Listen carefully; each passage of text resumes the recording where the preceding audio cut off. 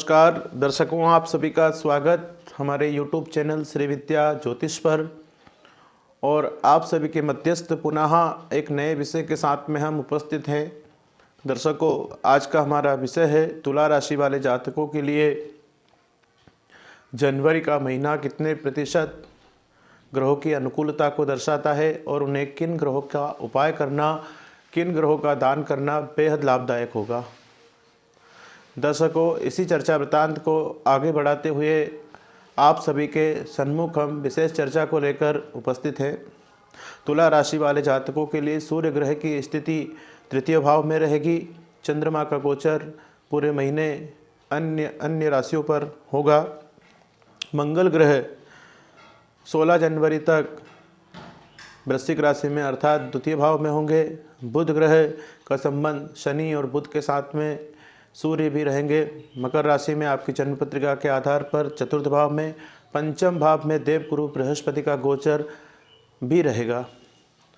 शुक्र ग्रह वर्तमान की स्थिति में धनु राशि में, राहु और केतु की स्थिति वृश्चिक और वृषभ राशि में होगी। दर्शकों, इसी चर्चा वृत्तांत के साथ में आप सभी के बीच में हम तुला राशि का संक्षिप्त मासिक फल कथन करेंगे। विशेषतः तुला राशि वाले जातकों के लिए जनवरी का माह का जो महीना है कितने प्रतिशत ग्रहों की अनुकूलता को दर्शाता है और उन्हें किन ग्रहों का उपाय करना, दान करना, पुण्य करना बेहद लाभदायक होगा। 15 जनवरी तक सूर्य ग्रह का गोचर तृतीय भाव में होगा। तृतीय भाव में सूर्य ग्रह आपके लिए अधिक शुभ फल प्रदान करने की स्थिति में होंगे। आपको यहाँ से पराक्रम में वृद्धि देखने को मिल सकती है। मान सम्मान की वृद्धि होगी। पद प्रतिष्ठा, भाई बहन का सुख, पराक्रम की वृद्धि और अभिरुचि, ऐसे कई प्रकार के शुभ फल प्राप्त सूर्य ग्रह के माध्यम से होंगे। चंद्रमा आपको कई प्रकार के राशियों में गोचर के अनुसार फल कथन करेंगे। मंगल ग्रह का गोचर आपकी जन्म पत्रिका के आधार पर द्वितीय धन भाव में होगा। ऐसी स्थिति में मंगल ग्रह के साथ में केतु ग्रह का गोचर अधिक शुभता को नहीं दर्शाता है। आपको मंगल के साथ साथ में केतु ग्रह का दान करना, पुण्य करना भी शुभ होगा। बुध ग्रह का शनि के साथ में संबंध है। वर्तमान की स्थिति में शनि ग्रह और बुध और सूर्य की युति आपकी जन्म पत्रिका के आधार पर चतुर्थ भाव में होगी।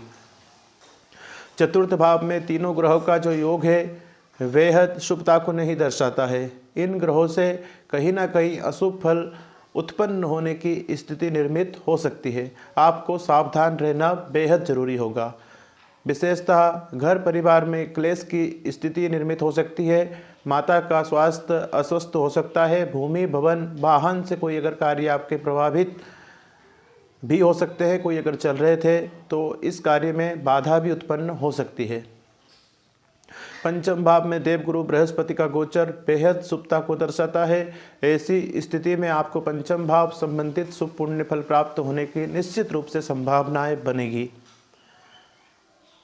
आपको धन, बुद्धि, विवेक के साथ में कार्य करना बेहद जरूरी होगा।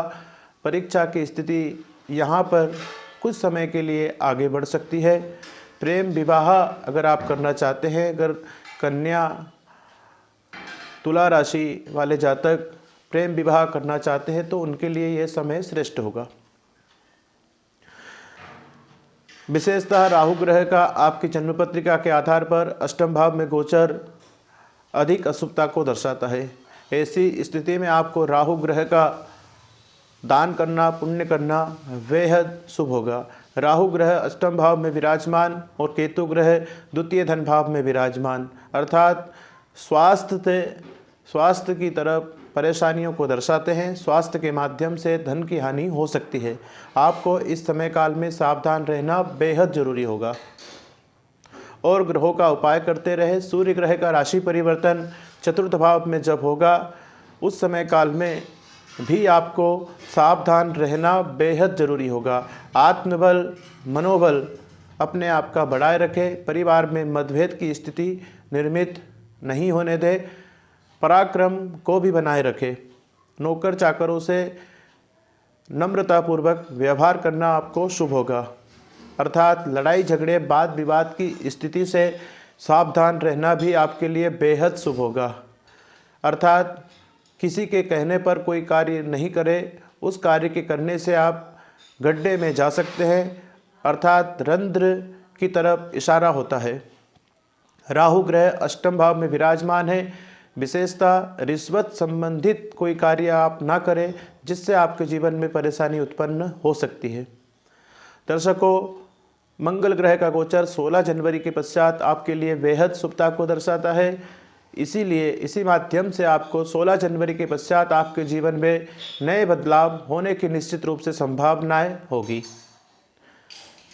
तो हमने दर्शकों यहाँ से तुला राशि का संक्षिप्त फलादेश आपके सन्मुख वर्णन करा। आप सभी से पुनः हमारा निवेदन है, हमारे YouTube चैनल श्री विद्या ज्योतिष को आप सब्सक्राइब करें, जिससे ज्योतिष संबंधित जानकारी आप तक आसानी से पहुंच सके। नमस्कार, जय श्री कृष्णा।